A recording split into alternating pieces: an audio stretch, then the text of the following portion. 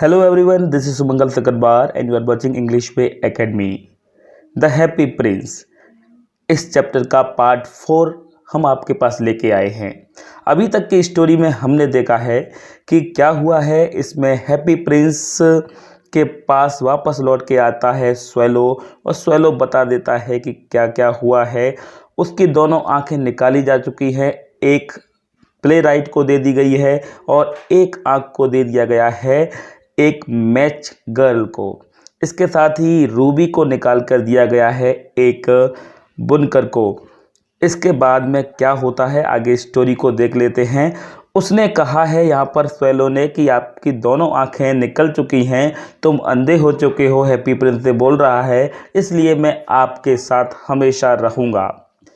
लेकिन आगे स्टोरी में देखिए, no little swallow said the poor prince. Prince ने कहा कि नहीं छोटे swallow, you must go away to Egypt, तुम्हें इजिप्ट चले जाना चाहिए। और the next day he sat on the prince's shoulder and told him stories of what he had seen in strange lands.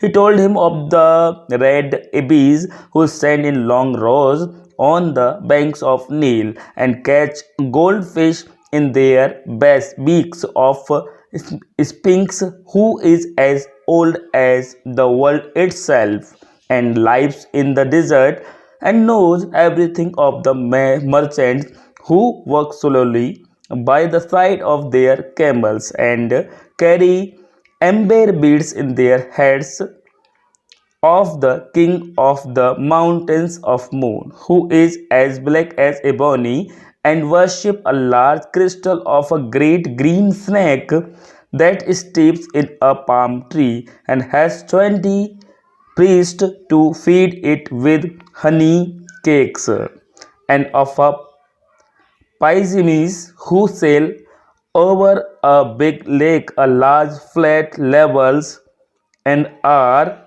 always at war with the butterflies. यहाँ पर happy Prince उसके कंधे पर यहाँ पर स्वेलो हैप्पी प्रिंस के कंधे पर बैठ जाता है और अपने यहाँ की कहानियाँ सुनाने लगता है इजिप्ट के पास की। वो बताने लगता है बड़े से अजगर के बारे में, वहाँ बताने लगता है माउंटेन्स के बारे में, एक बड़े राजा के बारे में जो कि एक क्रिस्टल की पूजा करता है, एक क्रिस्टल जो कि सांपों से घिरा हुआ है। इस तरह की स्ट्रेंज स्टोरीज बताने लगता है। लेकिन हमारा जो मेन पैटर्न है, मेन जो चैप्टर का जो सेंस है, उस चीज़ को देखना चाहिए। इस पर से ऊपर की बात से कोई क्वेश्चन बन के मोस्टली नहीं आता है।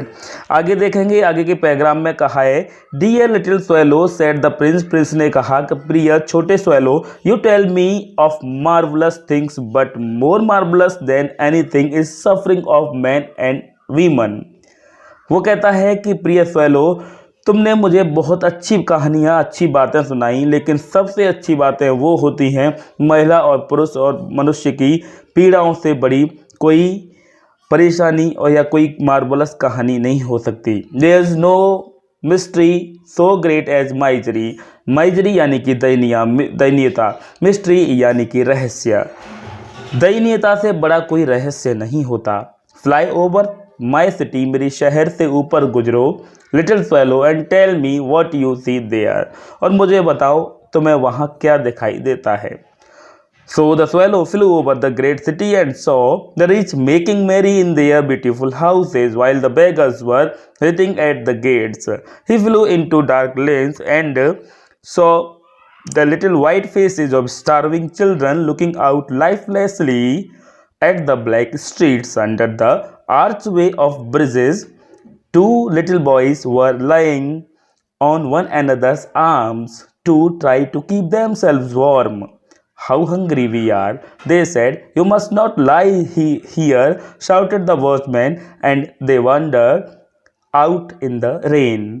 वो जब ऊपर उड़ के देखता है हैप्पी प्रिंस के आदेश के अनुसार, तो वहाँ देखता है कि अमीर लोग खुशियाँ मना रहे थे अपने सुंदर से घरों में, जबकि भिखारी लोग वहाँ पर उनके गेटों के पास में बैठे हुए थे।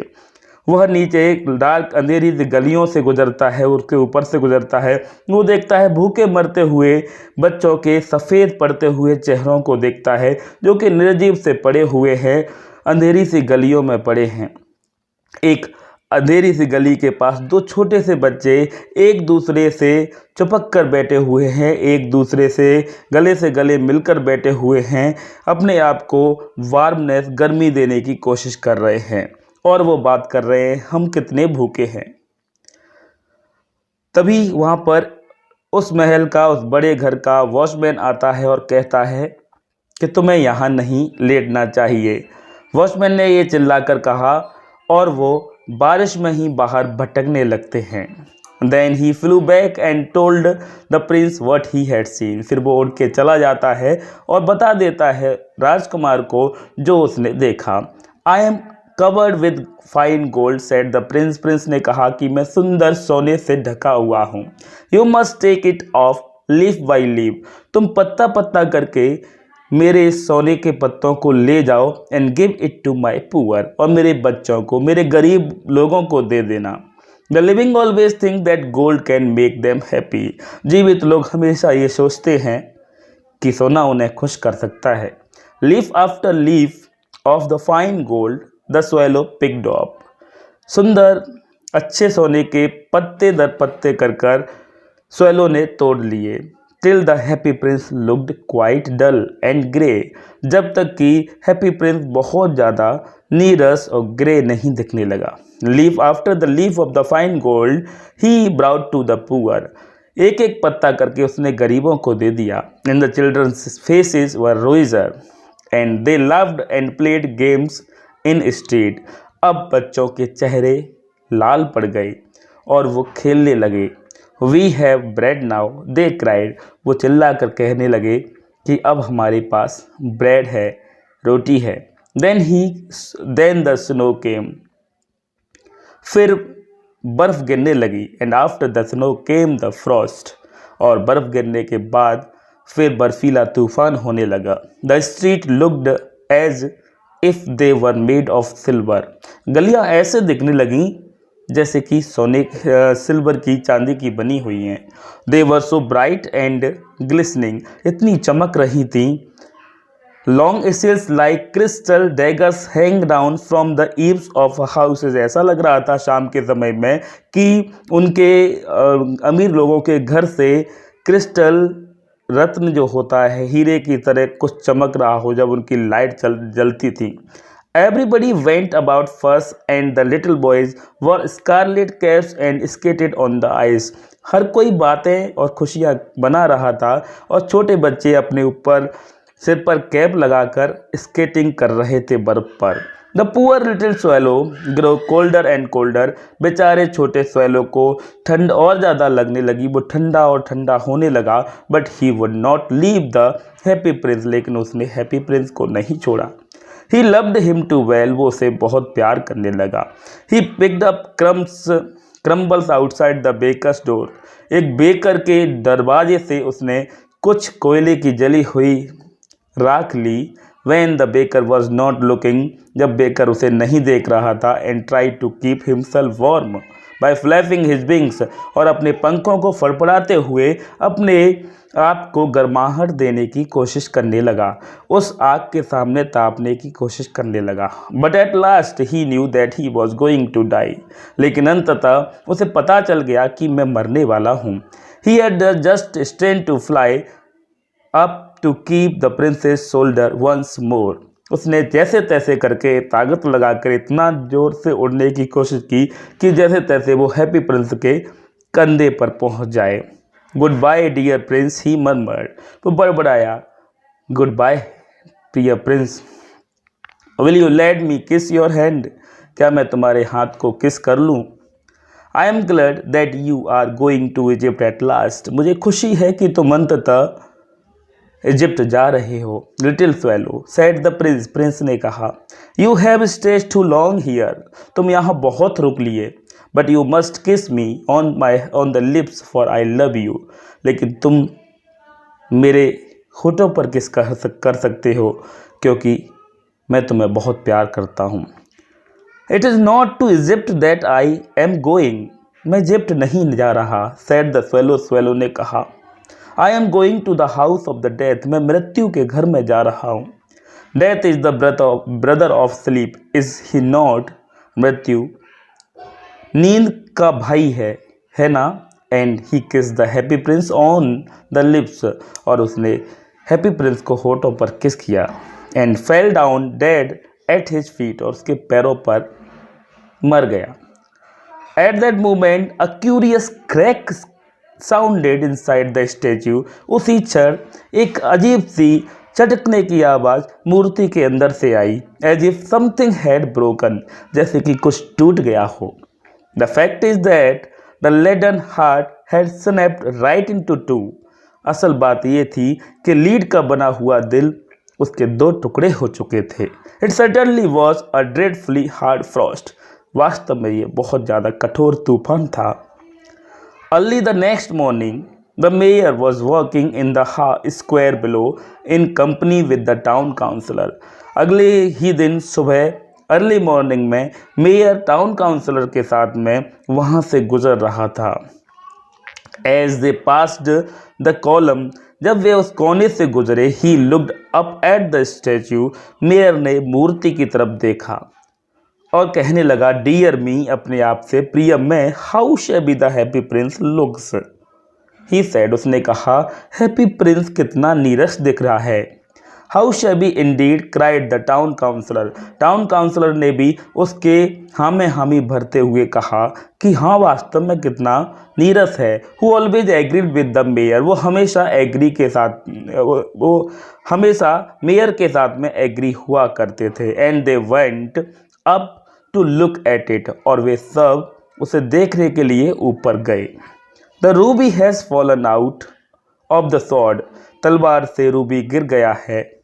हिज आईज आर गॉन, उसकी आंखें जा चुकी हैं। And he is golden no longer, अब वो गोल्डन भी नहीं रहा। Said the mayor, in fact, mayor ने कहा, और आगे कहा, he is little better than a beggar, असल में तो ये भिखारी से थोड़ा बहुत ही बेहतर दिखाई दे रहा होगा। Little better than a beggar, said the town councillor, उसके साथ के टाउन काउंसलर ने भी कहा, हाँ, little better than a beggar. And here is actually a dead bird at his feet, और उसके पैरों पर देखिए एक मरा हुआ पक्षी पड़ा हुआ है। कंटिन्यूड द मेयर, मेयर ने बोलना जारी रखा, we must really issue a proclamation that birds are not to be allowed to die here, हमें एक प्रोक्लेमिनेशन यानी कि वैधानिक सूचना यहाँ पर लगानी होगी कि पक्षियों का मरना यहाँ अलाउ नहीं है। And the town clerk made a note of the suggestion, और टाउन क्लर्क ने इस सजेशन का एक नोट लगा भी दिया। देखिए कितना मजाकिया, कितने बेवकूफ़ टाइप के लोग थे कि वो पक्षियों का मरना यहाँ अलाउ नहीं हो, उसी का भी कितने फन से राइटर ने इसको कहा है। जैसा कि हम पहले शुरुआत में पढ़ चुके हैं कि राइटर बहुत शार्पनेस से स्टोरी लिखता है। इस राइटर के बारे में हम पहले ही बता चुके हैं। तो उन्होंने सूचना लगा भी दी उसके टाउन क्लर्क ने कि यहाँ पर पक्षियों का मरना अलाउ नहीं है। So they pull down the statue of the happy prince, इसलिए उन्होंने हैप्पी प्रिंस की मूर्ति को गिरा दिया। As he is no longer beautiful, क्योंकि अब वो ज़्यादा सुंदर नहीं रही थी। He is no longer useful, क्योंकि वो उपयोगी नहीं रही थी। Said the art professor at the university के आर्ट के प्रोफेसर ने ऐसा कहा। Then they melted the statue in furnace, फिर उन्होंने मूर्ति को फर्नेस में मतलब लिक्विड में पिघलाने की कोशिश की। And mayor held a meeting of the corporation to decide what was to be done with the metal, और मेयर ने एक मीटिंग रखी ये डिसाइड करने के लिए कि इस मेटल का क्या किया जाना चाहिए। We must have another statue of course, he said, उसने कहा, निश्चित ही हम एक और मूर्ति बनाएंगे इस मेटल से। And it shall be a statue of myself, और ये मूर्ति मेरी होगी। Of myself said each of the town councillor, प्रत्येक टाउन काउंसलर इस बात को कहने लगा, मेरी होगी, मेरी होगी। एंड दे क्वेरल, और इस बात पर वो झगड़ने लगे। When I last heard of them they were quarrelling still, तो प्रोफेसर जो स्टोरी सुना रहा है तो वो बता रहा है कि मैंने अंत में भी ये जब सुना तो वो अब भी झगड़ रहे थे।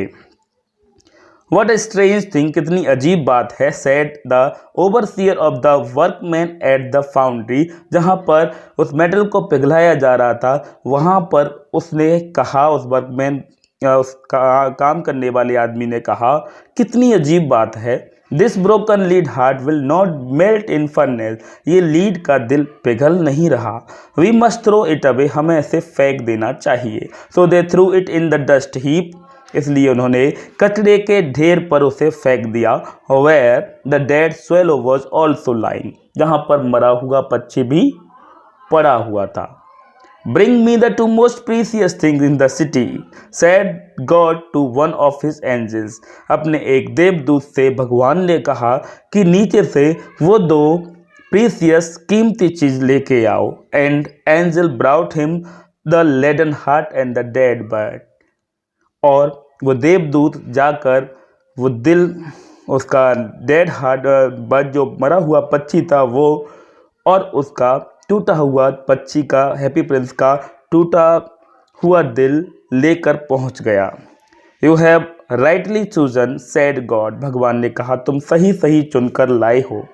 For in my garden of paradise, मेरे स्वर्ग के दरवाजे बगीचे में, this little bird shall sing for evermore, क्योंकि ये पक्षी मेरे इस स्वर्ग के बगीचे में हमेशा गाएगा। And in my city of gold, और मेरे सोने के शहर में, the happy prince shall praise me, happy prince मेरी तारीफ किया करेगा। तो ये थी आपकी story the happy prince, chapter 2 MP board special English से। ये स्टोरी कैसी लगी कमेंट बॉक्स में ज़रूर लिखिएगा। मैं कल एक टेस्ट लेके आने वाला हूँ अगले वाले वीडियो में, और इसके क्वेश्चन आंसर लेके आने वाला हूं पहले, लेकिन कल के वीडियो में ही मैं इससे जुड़ी हुई आपसे कुछ क्वेश्चंस पूछ सकता हूं, इसलिए आप इसका रिवीजन जरूर कीजिएगा। पीछे के जो तीनों वीडियो हैं, चारों वीडियो टोटल इस चैप्टर के हैं, उनको जरूर देखिएगा, तभी आपका रिवीजन हो पाएगा। इससे जुड़ा हुआ क्वेश्चन पूछूंगा, जिससे लाइव आपको कमेंट बॉक्स में लिखना होगा। ये बेटर होगा कि आप इसका रिवीजन कर लें, क्योंकि आपकी बोर्ड क्लास है, ये बहुत ज़रूरी है आपके लिए। ये क्वेश्चन पूछने का जो सिलसिला है, तो ये इसीलिए मैं कर रहा हूँ ताकि आपका रिवीजन अच्छे से हो पाए। उसके बाद आपके क्वेश्चन आंसर लिखा जाएंगे अगले पार्ट में। So that's enough for today, thanks for watching video.